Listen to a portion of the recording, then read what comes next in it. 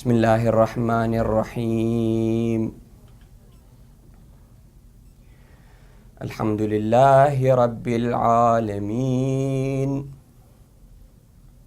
والصلاة والسلام على سيدنا ونبينا محمد وعلى آله الطيبين الطاهرين.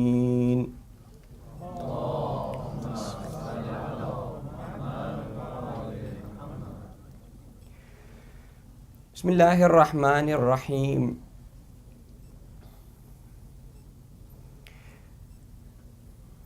السلام عليك يا أبا عبد الله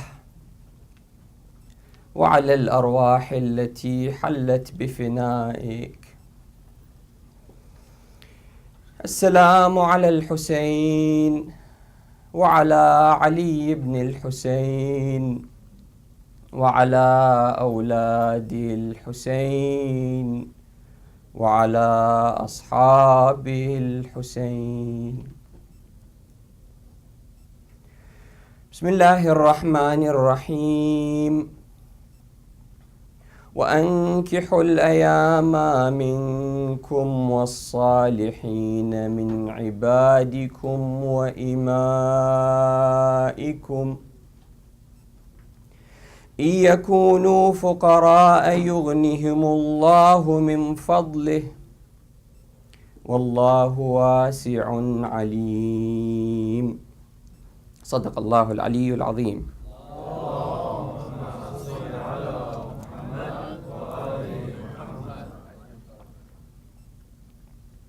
Elders, sisters, brothers, friends, Assalamu alaikum jami'an wa rahmatullahi wa barakatuh.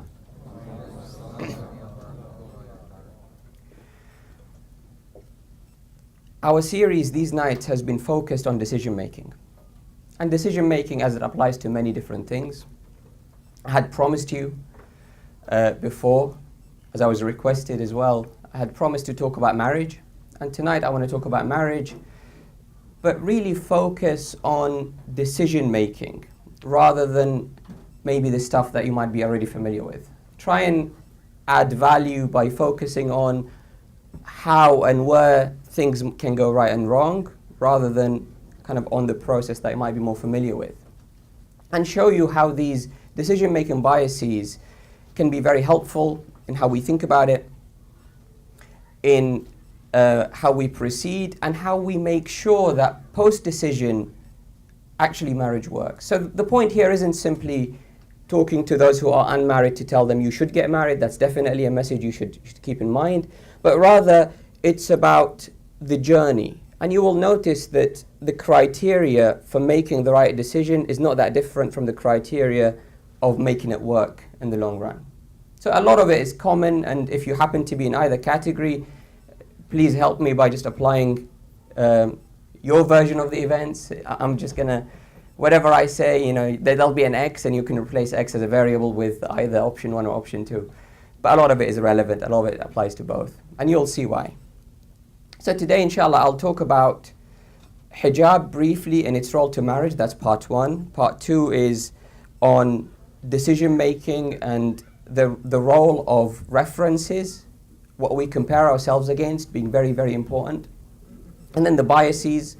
Part 3 would be the biases.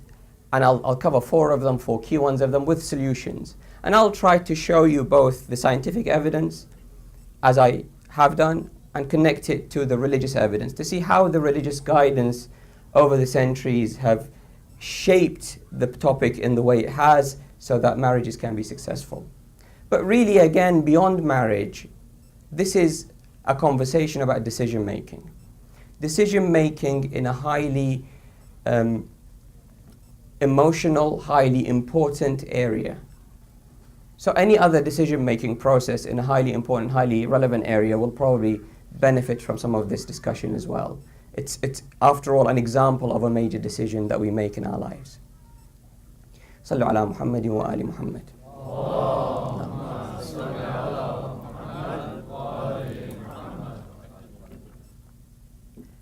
I had started, speaking previously on the role of hijab, on the gender role in Islam, and how the two fit together. So I'm not going to dwell too much, apart from drawing your attention to a few things which are relevant to where marriage fits in. Islam, as I mentioned, sees the two genders to be of equal value, but of different functionality. So it's not the two genders are identical in every way. It doesn't seek to make genders identical in every way. Rather, it appreciates the differences and says the unit is the family unit, which is, on its simplest form, is a man and a wife. And this combination has more value than the separate entities, men or women. Essentially, as an individual, you're important so much as you are part of that nucleus, that you contribute to that nucleus. But as a standalone entity, you're incomplete, and creates this system of interdependency, which is really crucial in understanding marriage, as I'll come to it. So it's more about superior specialist skills rather than somebody is better in everything. It's about better in some things and less good in some things, better in something, less good in some things, and we need to understand and realize that as we kind of go about our lives. Second question is, people would argue that why should I, and it's a valid question, why should I, as an individual, especially as a woman, why should I restrict my personal freedom for somebody else, for society perhaps, or for men who are unable to control themselves, they're not unable to control what they look at? Why should I help you be better and restrict myself in the process? That's not really is that fair? That's not really my problem. I mentioned before that hijab, as Islam sees it, is a system.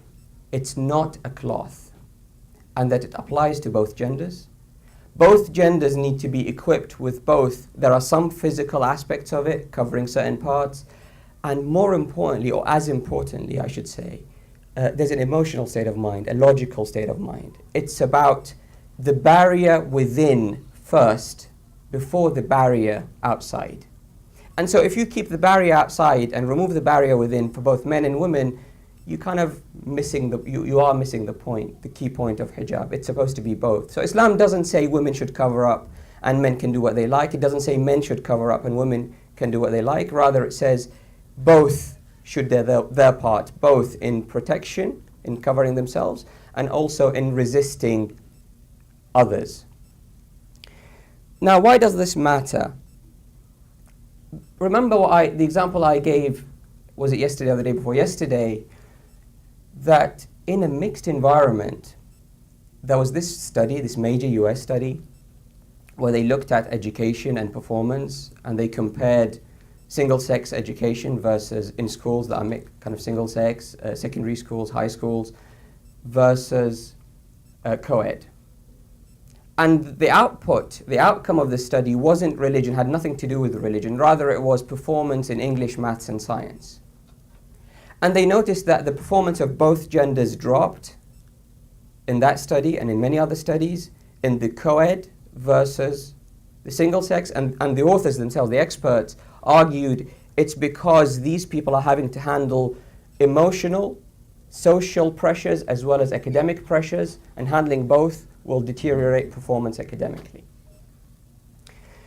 And so if you think about it, society is at large, when you go to a shopping mall or when you go to any other place or you come to a center, there's a lot of mixing, there's a lot of interaction.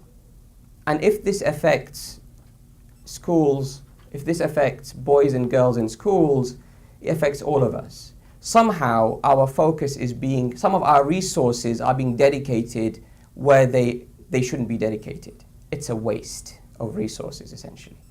So what Islam tries to do is to make those resources available to you, right? Let me give an analogy. You have a computer, imagine your old computer, gets infected with a virus.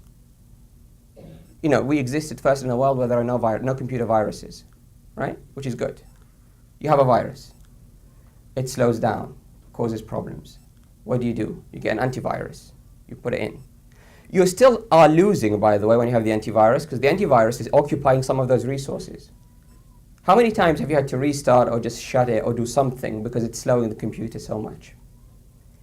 So what Islam tries to do is, rather than you having to constantly have a virus and have an antivirus, to be on the defense all the time with the resources that need to be dedicated to it, tries to minimize that pressure. Doesn't eliminate it, cannot eliminate it, reduce it. So that's the philosophy of it. If we understand it, we understand what comes next, really. And it's both sides, it's both men and women. So if we understand, the idea is to free us from additional pressures so that we can get on with our lives. So we can get on with learning, innovation, leadership, improving society, making a difference. All of those positive things require resources, require focus. And if you take away some resources, they're valuable. We don't have that many resources. If you take away, what is so most valuable about us humans? It's our mind, it's our ability to do things. And if you occupy it with something unnecessary, it's a loss for humanity. In this very room, how much processing power exists? How much brain power exists? If everybody is losing a small percentage, and it might not be a small percentage, it could be a big percentage actually sometimes. But if you're losing a small percentage points because of distractions that are of no interest to you whatsoever, you're not there to be attractive to somebody else, and they're not there to be attractive to you either. It's just a waste. It's simply a waste. And so Islam tries to limit that so that we are free to focus on other things, on better things. And so it's a form of personal freedom on that level. And also Islam doesn't view society in a very individualistic fashion. It's not about I'll do what I can for myself and I don't care about other people. Islam says you should love for your brother or sister in that regard. You should love to give them what you would love them to give you. حب لأخيك ما تحب لنفسك وكره له ما تكره لها. So I should want you to have what I want to have from you. Essentially treat people in a reciprocal fashion. And part of that responsibility towards society, if you really want people not to bother you, don't bother them. Simple as that. And this applies again to both genders, and one of the ways you can bother other people is by not, this is going to sound surprising, but one of the ways you can bother other people is by being attractive to them, because you'll distract them. You'll take them away from what they actually want to do. It's a bit like having your favorite sport on TV, and if you have something important to do, what do? You turn it off. You like it, but you know you're so much more productive when you turn it off. It becomes a distraction, and that's the point. And so, on a final point on hijab, brothers and sisters, understanding this should lead us to understand and seek to focus on the spirit of the law, not the letter of the law. The point isn't to kind of try and have something that covers your body for a woman, apart from the face and hands, cover you in a decent way as a man, apart from what you can show in a decent way, and then do everything else to contradict it, to be as attractive as possible. Hijab, the way it's defined in jurisprudence, is two things: is to cover up and to be modest. The intention to go and raise other people's interest, to arouse other people, is prohibited. So let us focus on the spirit of the law, that it's there to reduce that tension, rather than this is a barrier that we hate, let's try and find ways around it.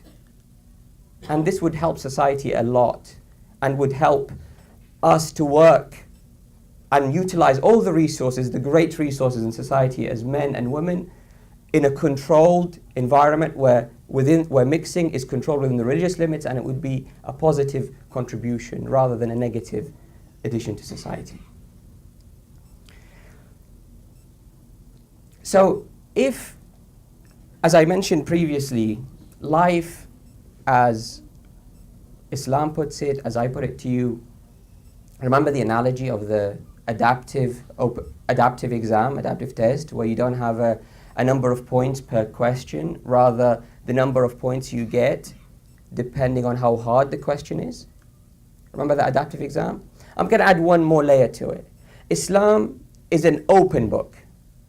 This life in Islam is an open book, adaptive test. You have all the resources you want. Reach out, use them, whatever resources, as long as you get the right answer. So it's an open book, adaptive test. One day you will be rewarded or punished based on how many of the hard questions you got right, how many of the easy questions you got wrong, and vice versa. And so with this in mind, who do you want to take with you to the exam?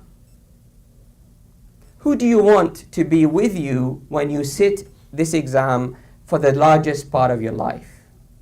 Is the question.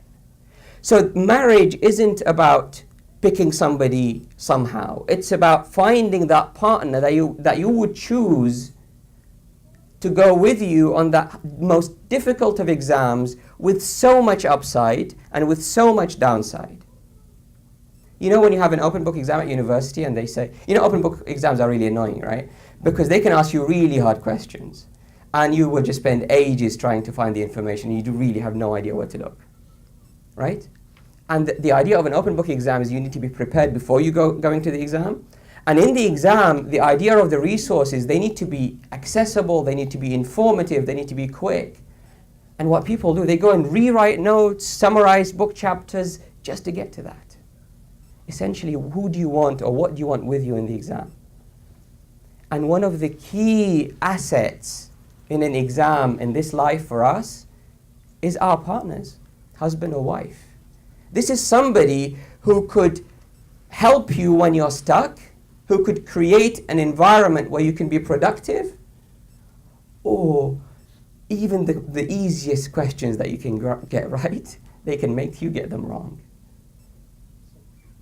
And in an adaptive exam, I mentioned that before, right? Getting hard questions right is highly rewarded. Getting easy questions wrong is highly punished.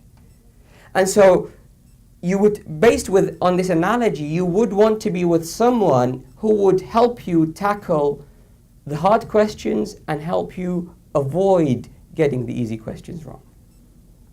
And that's the purpose of life. If you believe in the Islamic way of system, believe in the Day of Judgment, believe this is a temporary life and there's a transition, then this is how it is. And you have a chance, sisters, brothers, a chance to choose someone that could really make a difference to your life. And if you're married, well, you have that someone. It's about how can you improve what is good, how can you reduce what is bad, how can you focus on the important things so that you can bring the best in each other, the best out of each other. That's what it is about. And so when you kind of listen to the Prophet and Ahlul Bayt talking about marriage, then these hadiths, these narrations begin to make sense. Listen to this. The Prophet once went to the mosque, gave a speech. The mosque had a lot of people, lots of and spoke about the topic of marriage. Bear in mind, he is in the central mosque in Medina, the mosque that hopefully many of you have seen in person, others would have seen in photos, where the Prophet is buried. This is the central mosque.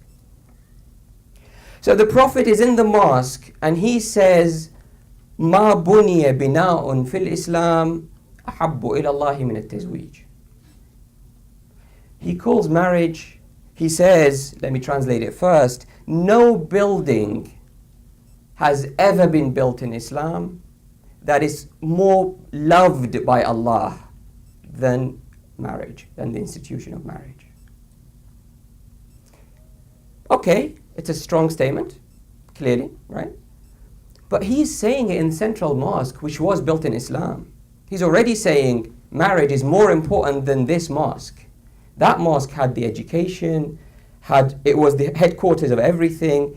All these, the wars that were won, the people that converted, the achievements that were made, all of the institutions built, he says, nothing is more loved by Allah subhanahu wa ta'ala than this institution.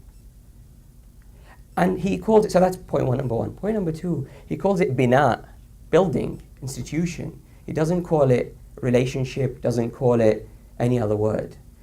He calls it bina. You know what bina is, right? If anybody had the pleasure of, well, I haven't, but if anybody had the pleasure of building a house or being involved in building a house, you know how much hassle it is. Getting materials, getting times, people turn up, people don't turn up. It's an effort. If you build an app, how much programming time does it take? If you build anything, it takes time and effort. And he calls it a building. So it's not something that just happens. It requires effort. It requires thinking about it. And then when you do that, the outcome, then you should expect it to be reasonable, and you should expect it to be improvable all the time, because that's the whole point of life, is to strive and to work and to improve. And so, like I said, most of this applies whether you have made the choice yet or you haven't. It doesn't really matter. You could still build your marriage after marriage. If the point of marriage is to be the building block of society that can create an environment that can help you go to heaven and can help you create a generation that can go to heaven and build society and develop science and improve humanity, then it's worth building whenever it is. Even if you've been married 50 years, it doesn't really matter. What matters is there's always a chance to improve that building. And crucially, brothers and sisters, just because you've built a building correctly 20 years ago doesn't mean you don't need to maintain it. Just because it was built right, it doesn't mean maintenance stops. And sometimes we get a bit lazy with that. And so this is something which explains how much effort and how much time and how much talk that Ahlul Bayt and the Prophet and even the Quran itself, but especially the Prophet and Ahlul Bayt, how much they have dedicated for us to get this. People say, and this, the companions and their wives noticed after a while, when the Prophet sat with the women, he told them, the best thing you can do is to be good wives. The best thing you can do is to be good to your husband. Do this, do this, do this. And then when he sits with the men, he tells them, be kind to your wives, do this, be supportive, be nice to them. And then when they compare notes, they realize he was pushing them towards each other. When he talks to the women, he says, be good, sacrifice, give. When he talks to the men, he says the same thing. Take kind of both sides. Both to take, to give, and to be receptive, to be forgiving.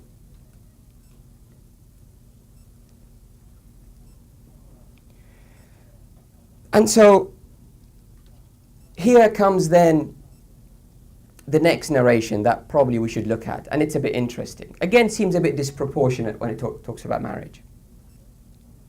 من تزوج فقد أحرز نصف دينه فليتق الله في النصف الباقي. Whoever gets married would have gained, earned, secured half of his or her religion.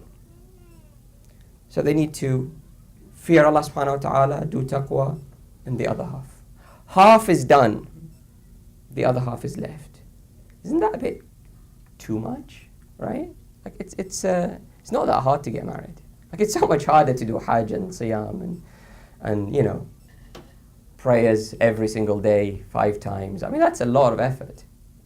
Not a lot of effort compared to Allah subhanahu wa ta'ala has given us, but still takes some resources and time, right?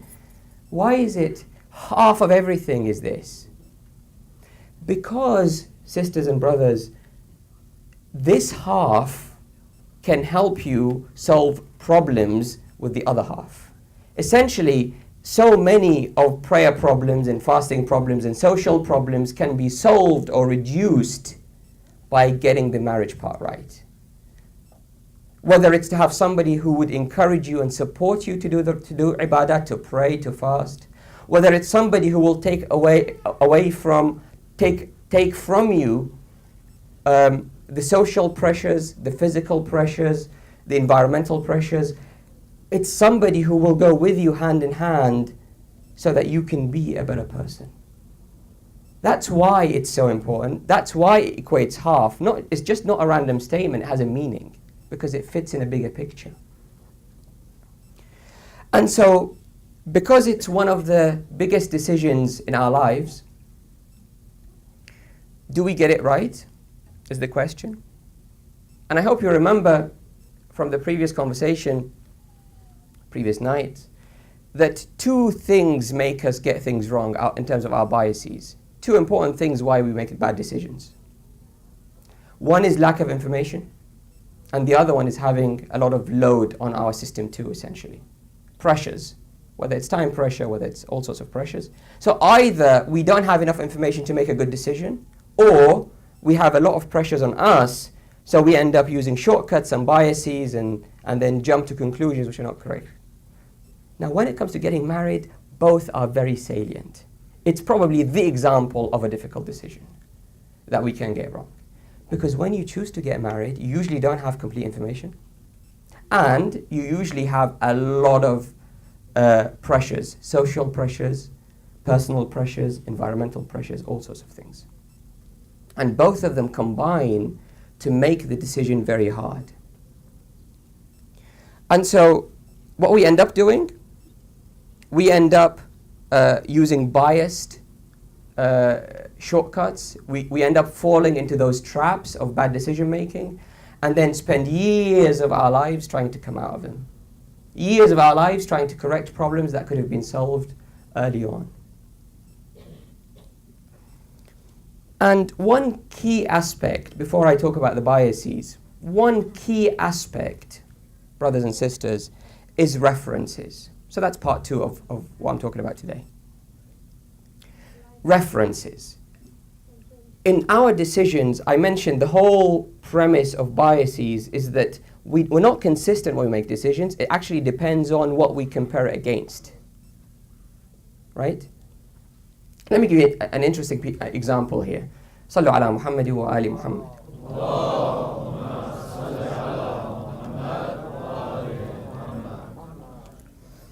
There's a piece of research, interesting piece of research. They looked at, it was a couple of research, I can't remember which university, I think it was in the US. They noticed something really interesting. They were watching the Olympics, because they like the Olympics, like sports. And they noticed something, that on the, the podium when medals get awarded, and you have a first, a second, or third, they noticed the first guy or girl are smiling, the third guy or girl are smiling, and the middle one is depressed. They thought, that's a bit interesting. I mean, that doesn't make sense, because this person has just made a huge achievement in their lives, and at least they beat the guy in the third, right? At least look at him and smile, but no, they're not happy. So silver medals are bad, for some reason. They thought, why is that? They thought it was them misinterpreting. So they actually went, sad professors, they went and collected videos of medals being handed over many years and showed them without sound to a bunch of people and told them, is this person happy or sad? And they scored them. And the results came out consistent. The person in the middle is not happy, is less happy. Odd. And so when they investigated, I'm talking about the reference here. So the winner is a winner. They have just won. Their reference is they have won. The third, their reference is they have just beaten everybody else. Like at least they've made it to the podium because everybody else hasn't. They have managed to be in the top three. The middle guy doesn't look to the third, but looks to the first. Says, I almost did it. Almost. And they dwell on the fraction of a second or whatever it was that they missed the medal by. It logically doesn't make sense, but it's consistently true. What is more important is this, and I'll come to this again, I'll remind you of this example with time consistency. When they followed these people over time, actually numbers looked a bit better. The gold medalist is the happiest, the silver medalist is second, third medalist is third. But when you are making that decision or immediately after the decision, remember the hot state, in that hot state of mind, you're kind of missing the point. When you calm down and reflect and realize, and maybe get the media attention and a few sponsorship deals, then you think, okay, I got the silver medal, I should be happy about it. Reference is really important. Another piece of research showed, and this is very relevant to what we're talking about, that people who use Facebook more often than others are less happy. There's a depressing fact there that if you use social networking, especially if you kind of interact with your friends, you seem a bit less happy. And they wanted to investigate. I'm not saying don't use Facebook, by the way. That's not part of my topic. I'm just focused on this issue. When they investigated it, something interesting happened, that a lot of them felt their friends are happier than them. Everybody else seems happy. Obviously, that's not true. People choose to show a part of their lives that's good. I mean, they're not going to post pictures of their bad meals and bad days at work, and they're not going to do that. They're just going to choose pictures of their holidays and, the things that actually went well. We know that. We do the same, right? We don't post our bad pictures. We know that.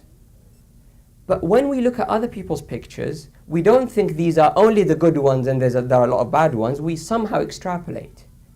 Our reference is these pictures equals people's lives. My pictures, I know the truth. They don't represent my life, so therefore they're happier than me.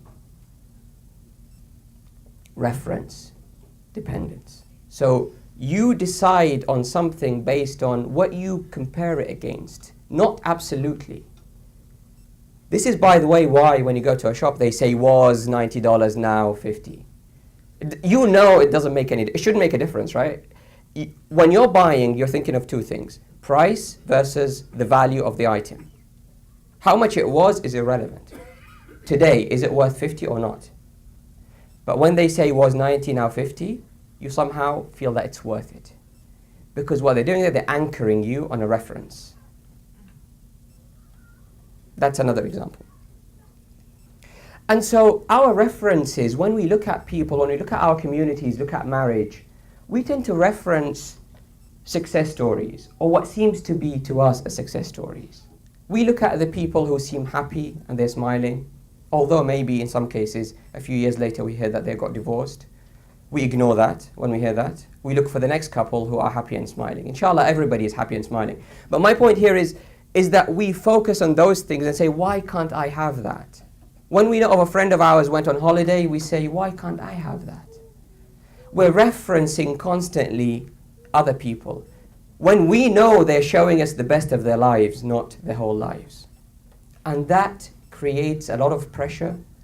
And when you start to compare, my husband is worse than somebody else's husband, my wife is not as good as somebody else's wife, and then that way, this brings problems home, and then you begin to sow the seeds for problems that will grow, and become major problems.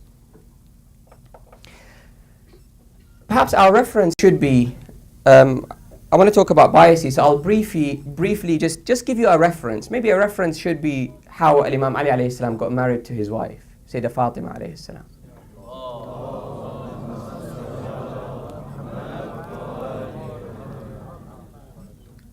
That story is always very touching to me when you read it. It's just kind of picturing the whole day is really touching.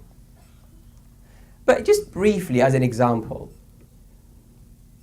you see what they focused on, what they didn't focus on, and then things begin to make a lot more sense.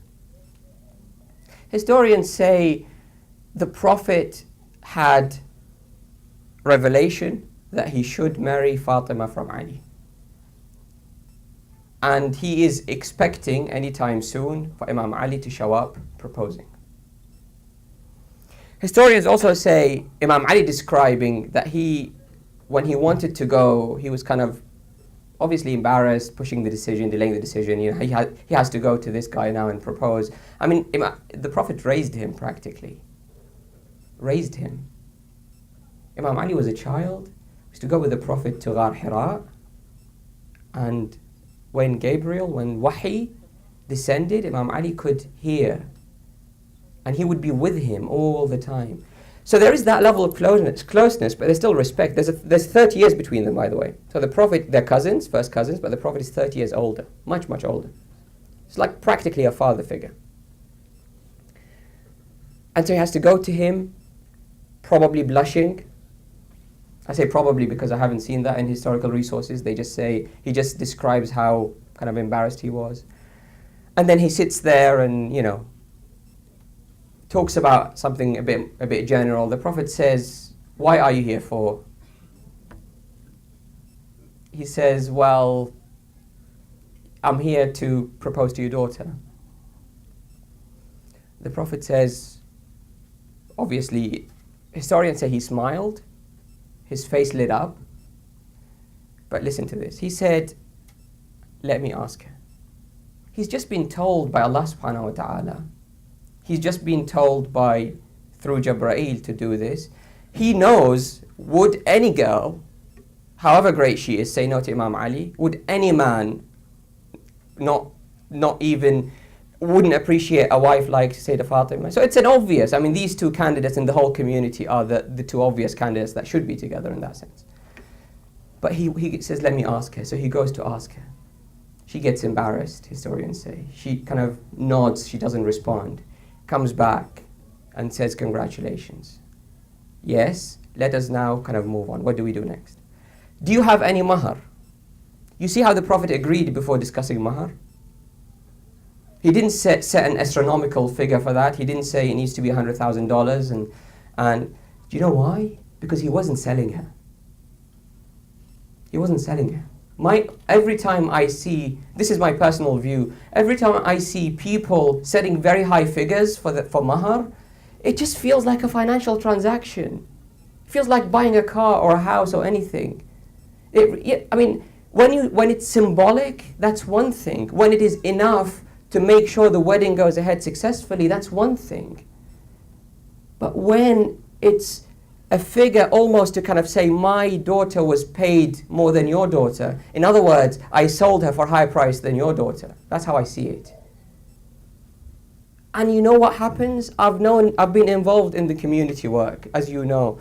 I've seen so many cases where they end up miserable and then they end up giving up on their mahar just to get rid of this horrible man they married. Because the point is about building a family. It's not about setting high figures. It's not about competition. It's not about making it impossible. And Ahlul Bayt specifically and repeatedly say the worst women are those whose mahar, whose dowry is high. And so the Prophet said, do you have any money? Like, what do you have to give? And he said, there are different narrations. One, he says, I have kind of a protection for my back, a guard, and I have like a vest that he wears to guard himself, and a sword, and part of it is that the guard he doesn't need. He's Imam Ali, by the way, so the guard is not needed. Just keep the sword and sell the guard, and then we'll use the money to kind of organize the wedding. Or alternatively, he said, I have a horse and I have something else, and the horse, he said, well, you need your horse, we'll just sell the other thing. So Imam Ali went to the market, sold it, came back with a bunch of money, bit of money, that he got on the day. So the Prophet divided it, some of it to buy household equipment, whatever they needed, and it was just something they put on the ground. It was very simple. And some perfume. You see the Prophet's priorities, don't you? Perfume, furniture, basic furniture for the house, and then put a little bit of money so they can buy food, because to kind of announce it, to make the announcement, to have an engagement, a wedding event. The Prophet says we need to have some food. The meat and the bread is on us. The butter and the dates are on you. Said, okay, you don't have to buy everything. Go just bring some dates and butter or ghee, essentially, semen. You do that, and because they kind of mixed it and ate it in those days, that was part of the food. I guess that was the sweets, and then the Prophet provided the main course, the meat and bread. And then said, go invite for your event. Imam Ali went to the mosque, invited people, and now made the announcement, and they came. And then the Prophet took Sayyidah Fatima and put her on her camel. And then the companions, Salman and Muqdad, and he told them to just kind of lead it, so they're kind of holding it, leading it, surrounded by the close companions of the Prophet. Imam Ali walking next to her, and her father, the Prophet, is kind of leading the ceremony, and the wives of the Prophet and the wives of the companions and Muhajirun wal Ansar were celebrating, and he told them, be happy, celebrate, but don't exceed the religious limits. That's actually what he told them. Do that. And that was the wedding that produced Hassan and Hussein and produced the lineage of Imam. That was the whole process practically. Imam Ali, by the way, I didn't say the ages. Imam Ali was in his early 20s, probably around 23, 24. Sayyidah Fatima, there's the differences, narrations, probably the most, the one that seems to match a bunch of other narrations is that she was approximately 19. And that was the wedding. If we have a reference point like this, with the priorities like those, who is better than Fatima? Does anyone here think they're better than Imam Ali? I mean, that's the way it was done. That's the process. When we make a decision, as we make decisions, brothers and sisters, we tend to overplay the importance of now and underplay the importance of the future, as I mentioned before. We tend to underestimate how we can adapt. We think things are fixed, we can't adapt, we can't change things, so we make decisions wrong. What we think is important to us on day one is not necessarily, in most cases, it's not what is important to us a year down the line. And so if you base the whole marriage on the basis of what is important on day one, you will have that, but you will struggle for the rest of your life if you've missed what is important on day 10 and year 5 and year 10 and year 20. Speaking briefly on the biases, one of them is narrow framing. We tend to, when we make decisions, we tend to focus on something that do this or don't do this. We don't open our minds. And we do this, in this particular case, on two things. One is the physical aspects. Are they attractive to me? Are they good looking? Because that's salient and important to us. So the question becomes that and nothing else. And ask anyone who is married, they will tell you that they become so familiar with each other's faces that the idea of what they looked like years ago is invisible in their minds almost.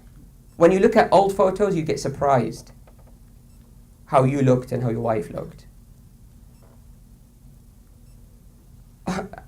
I don't want to dwell on this, but I just want to give you an example on adaptation. There's a piece of research where people were shown pictures of their wives and husbands, and they looked at their own pictures. So the wives and husbands, men and women, looked at photos and said, and what they did, they took the photo and mirror imaged it. So they showed them two versions, this version or the mirror image of it, right? Just flipped it with a computer, essentially. So either the real picture, because you know we're asymmetrical, our face is slightly different, so we look slightly different in the mirror than we actually do in real life. So they showed them. The husbands and the wives picked the true image of the person, the actual face. But the person themselves picked the mirror image, picked the wrong one. Not what they actually look like, but what they look like in the mirror. Researchers say this is because you adapt. Because you see yourself in the mirror, you think that's the better looking one. Because your husband sees you for real, they think that's the better one. Simple as that. It's adaptation. We adapt, but we underestimate that. And so when we focus on the physical aspects, we miss the personality and miss the long-term success factors and miss everything else. And then, and religion tells us, if you marry a woman or a man in that regard, if you marry a woman for her beauty, Allah subhanahu wa ta'ala takes away her beauty. If you marry a woman, essentially you adapt and it becomes meaningless. If you marry a woman for her religion, Allah subhanahu wa ta'ala gives you her beauty and her religion and her success. So the idea is, do you know why religion is important? Because religion is the framework by which you build a society. It's not just a word, it's a system. Essentially, if you pick somebody that would fit with the system, you have a greater chance of success. Simple as that. It's very logical, very rational. The Prophet ﷺ says, إِيَّاكُمْ وَخَضْرَاءِ الدِّمَنِ, the green that grows in the dumping ground. They asked him, what is khadra ad-diman? This plant, essentially a green shoot in a dumping ground, in a garbage dumping ground. He says, this is a beautiful woman in a bad environment. Essentially, her beauty will change over time, you will adapt. And same, by the way, with a man.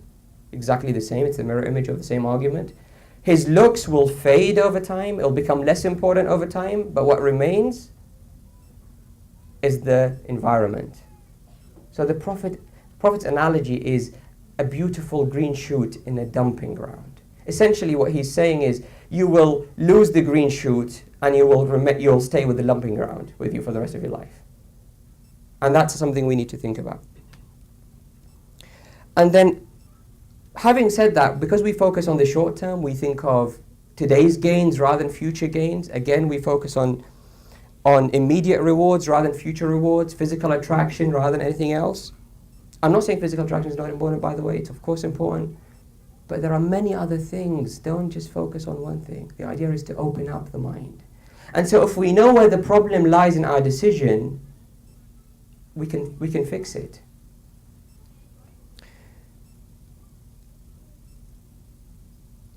The Prophet says, إِذَا جَاءَكُم مَّن تَرْضَوْنَ خُلُقَهُ وَدِينَهُ فَزَوِّجُوهُ. The priority when you get married is khuluq, behavior, and religion. Why? Because these two combined will guarantee future success. Because if somebody is religious, they're not going to treat you badly. They can't. If somebody is brought up well, they will go through every effort to make you feel special, to make you feel good.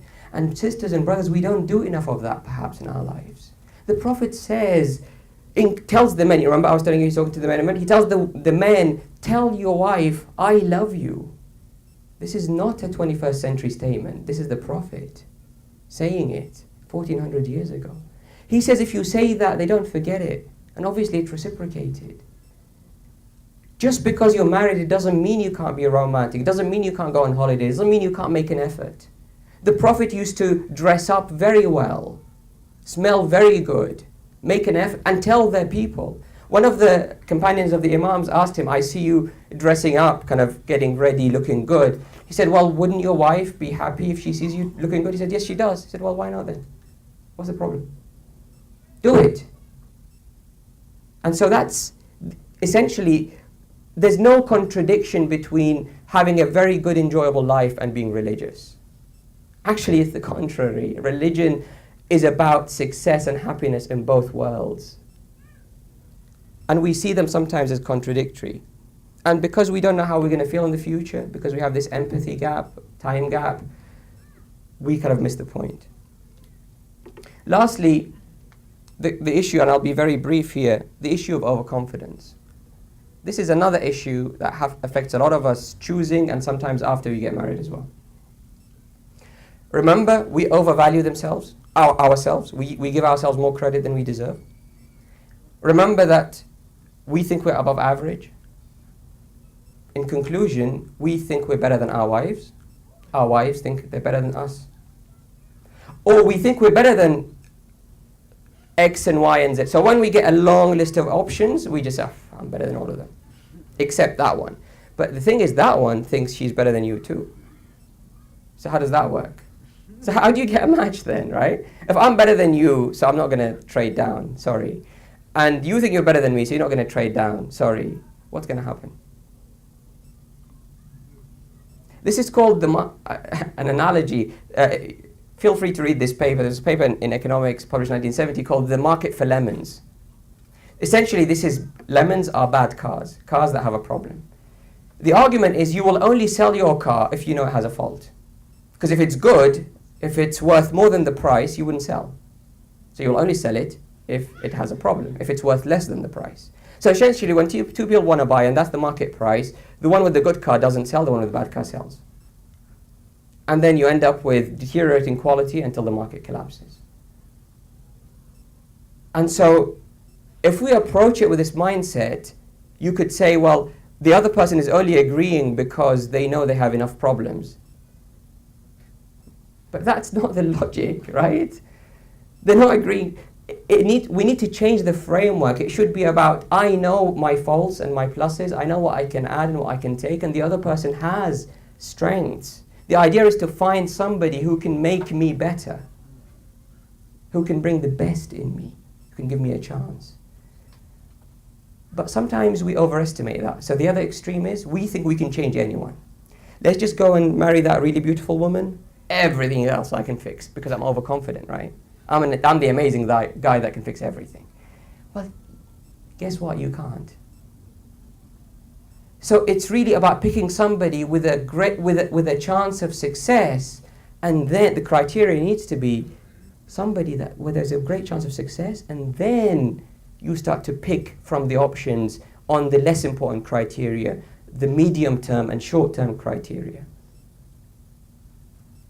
And that would be the choice. That's why religion and behavior come before looks and anything else.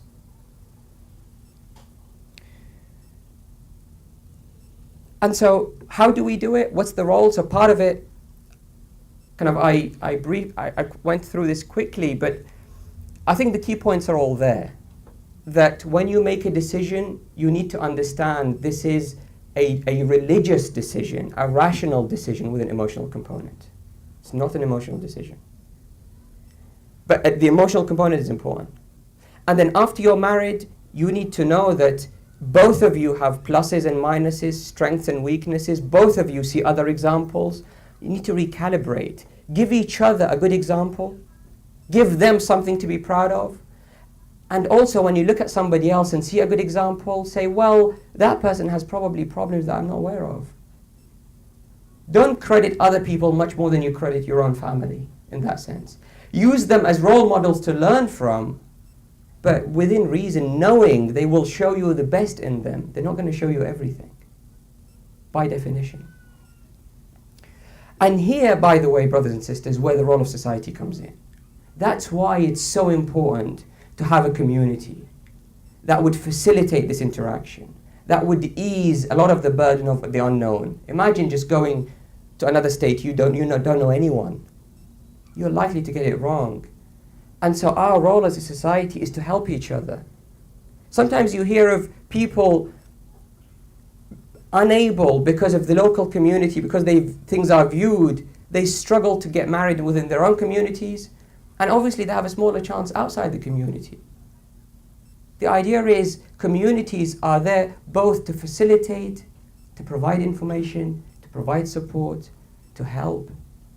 So there is a lot of value. And don't forget, other people are not narrow-framed because they're not getting married themselves.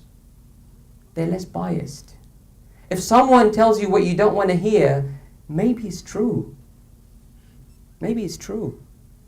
Rather than say, well, I know this person much better. How? Well, I've seen them from a distance, I guess. How do you know this person much better? But it's about kind of using society that way. And yesterday I told you the story of how Imam Ali married al-Bani. He started with the criteria. He wanted somebody who would come with the right genes, but with the right environment. He knew al-Bani was raised in an environment that knows how to raise children properly. He knew, he's Ali, by the way. He has all the brave genes you can imagine. He doesn't need a wife to come from a family with brave genes. But he knows the woman's genes are important. He knows how she will raise them is important, even though he's an infallible imam.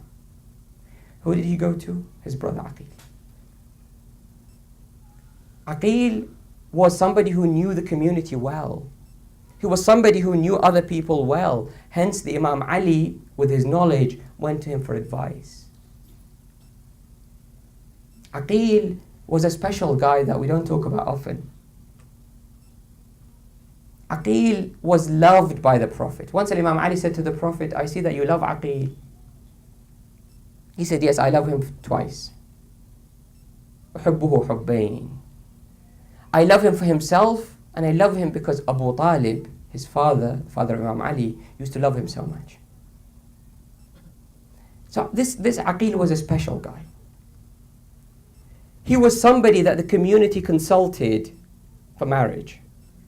How do you think he chose his own wife? You know, he's somebody who knows what he's doing, right? How do you think he brought up his children? This is Aqil. And so when Imam Ali asked the Prophet about Aqil and said, why do you love him so much? He said, I loved him because of this, and his son will be very close to your son and will die with your son. So its lineage Muslim ibn Aqil and Imam Hossein are first cousins, but they were raised together practically in the same environment. So Muslim comes from that backdrop. Muslim, for him to be chosen to represent Imam al-Hussein in Kufa wasn't random.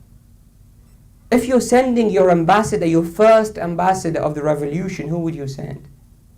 Who would you send? So Aqil was very knowledgeable. أخي وابن عمي وثقتي من أهل بيتي. I'm sending to you my brother, my cousin, and the one I trust, that I have faith in from my family. He has a lot of trust in his family, but this is somebody chosen from the family, Muslim ibn Aqil. When Imam al-Hussein received the letters from Ahl al-Kufa asking him to come to Kufa, he said, as a first step, I will send Muslim ibn Aqil to check it out, to see what the work on the ground is like, to prepare it so that when Imam al-Hussein arrives, the groundwork had been done. And he told him, go to Kufa. Leave your family with me. So the family of Muslim ibn Aqil remained with Imam Hussein under his custody, with the family of Imam al-Hussein, and go. Muslim arrived in Kufa, and Muslim prepared the ground. He had the allegiances of the followers of Ahlul Bayt. They were supporting, they were signing, and he started to build the case. He gave speeches. He told them about the purpose of the revolution of Imam al-Hussein and what contribution it has. And people started to support Muslim. He started to gain a lot of support, impress a lot of people, convey the message, build the network, build an army, and then wrote to Imam al-Hussein telling him that he has supporters in Kufa, there are a lot of people here, and he has won the town practically. Yazid gets the news that his governor of Kufa is a weak man, is not prepared to fight, is not prepared to shed blood, and these Kufans, these followers of Ahlul Bayt, these many thousands, were strong enough in their support for Hussein, they were prepared to die for it, and they would overthrow the army, the local army, and overthrow the local man. They're just waiting for the signal. So Yazid struggles. He sends Ubaydullah ibn Ziyad. Ubaydullah ibn Ziyad is the son of a man who terrorized the Kufans. He was a thug, he was a brutal man. So now this is the son of the previous dictator, who is known to be a dictator, who is known to be brutal. Sends him to Kufa to quench this uprising, to arrest people, to put many in prison, and to kill some, and to send many abroad. Historians say there were some 12,000 prisoners in Kufa. So it's not that all of Kufa left Imam Hussein. Actually, the vast majority of the good people were with Hussein. All the good people, and some others were with Hussein. The leaders were in prison. These are 12,000 important people to imprison. They're not the average soldiers. And the situation began to turn. Muslim found himself with a smaller number of people. Muslim had already sent the letter to Imam Hussein. Muslim thinks Imam Hussein is coming on his way to Kufa. And now he thinks, what do I do? I've sent the signal to Hussein to come, and Hussein is coming to an area which was under my control, and now it's not. As the day unfolds, numbers decrease. Muslim goes to the mosque, he has thousands of people with him, about 4,000 on one estimate, maybe more. And then people start to panic. People start to say, my personal today's benefit, I want to save myself, I don't care what happens to other people. Let somebody else do the fight, you come. And people started to disappear. By the time, the end of the day, the Muslim was with a small number of people, about 30 individuals that prayed Maghrib with Muslim. The number decreased, that it was only about 30 people. Muslim is not from Kufa. Muslim has just been a guest in Kufa for a short period of time, and he was hiding. And he was working undercover. He wasn't visible. He wasn't walking the streets, and it was a big, big place. And so by the time, the end of the day, he looked, and he couldn't find anyone. He couldn't find anyone to tell him where to go, to guide him, to tell him which direction to take. So he just wanders into the streets of Kufa, this city that he doesn't know anything in. And this city that was the capital of his uncle, Imam Ali. Years ago now, he's deserted on his own with no support. So Muslim walks in the streets of Kufa, wanders left, wanders right, doesn't know anyone, finds a house and then sits there. A woman opens the door and says, "What do you want? Why are you sitting outside my house?" He says, if you give me some water, that would be great. She gets him some water, he drinks. She goes in, comes back out, he's sitting there. She says, "Go to your family. Why are you sitting here?" He doesn't go. "Go to your family. Why are you sitting here?" He doesn't go. She comes back and says, "I don't authorize you to sit outside my house. Go. Don't you have a family in this town?" He says, "Amatallah," her name is Taw'a, this lady. He says, "Amatallah, would you do me a favor and one day I may reward you?" He's promising something big. One day after the day of judgment I can reward you. She says, "Who are you?" "Sure, go ahead." He says, "My name is Muslim ibn Aqil ibn Abi Talib. I'm the cousin of Hussein. And these people have left me on my own at the moment." She says, "You are Muslim?" He says, "Yes, I am Muslim." He says, "Come in." So he goes into her house. She gives him food he doesn't eat, and he spends the night praying. The army gets the news. So they send a battalion, a group of people to him to fight him. He hears the news, he pulls his sword and goes to fight. She tells him that, these people have come and do you have anything you want to leave with me before you go to war? And he says, "Well, I have a daughter with Hussein. If they happen to come to Kufa, maybe pass a message, pass a kiss from me to my daughter." And then he goes to his battle. And Muslim fights and they surround him. They surround him and then corner him, and he's fighting so bravely. They dig a hole, they try and burn some reed and throw it at him just to kind of slow him down, weaken him. And Muslim then is surrounded, doesn't have anywhere to go, doesn't have any supporters. He says, "أقسمت لا أقتل إلا حرا.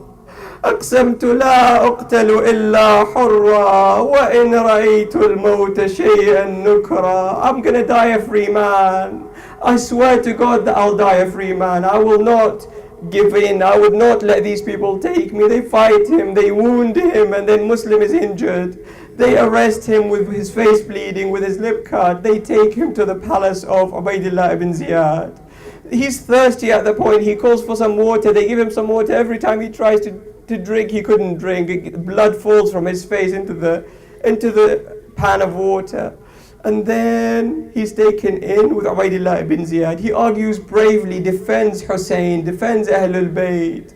And then the man challenges him, says, "You're challenging me. I'm going to kill you in a way nobody in Islam has ever been killed. I'm going to kill you from the top of this palace and throw you down." And then Muslim says, "Yes, you are somebody who would do something like that." And then cries, and they say, "Someone like you shouldn't cry. You're trying to lead a revolution. You're trying to change a nation." He says, "I'm not crying for myself. I'm crying for Hussein, whom I told to come here. I'm crying for the family of Hussein who depended on my word, and they're heading on their way to Kufa." And then they take Muslim ibn Aqil, take him to the roof of the palace. He asks to pray to Allah subhanahu wa ta'ala, to pray 2 rak'ah.